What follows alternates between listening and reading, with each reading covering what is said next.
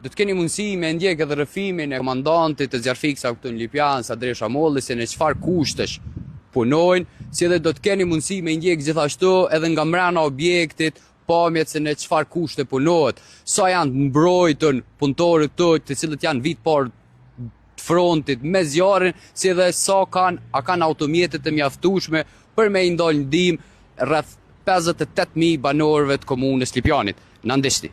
Kushtet janë minimale, duke u bazuar edhe nga stafi, mungesë stafit, mosha mbi 53 vjeçare, mesatare, mungesë automjetet, pajisje, gjithçka. Çka ndodh nëse zoti mos e boft marrin flak 2 shtëpi në Lipjan? Ka keni mushky ju mas pari? Edhe amoni mi rreth nëse ndizën 2 shtëpi për një moment. Në njëjtin kohë ne nuk mund të intervenojmë në 2 lokacione. Kështu që do të thotë ne e vlerësojmë se ku mund të jetë rreziku më i madh për të reaguar. Bashkë me komandantin tash do të shkojmë në brendësi të objektit, shohim nga afër se në çfarë kushtesh janë duke punuar zjarfiksit këtu në komunën e Lipjanit. Këto është toaleti. Të që shihet fore mirë si ka flajt boza pllokkat kanë ro. Kjo është gjendja.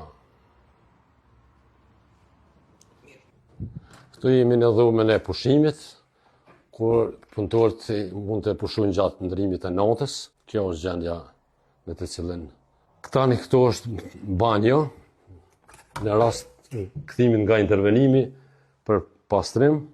Kjo është gjendja aktuale.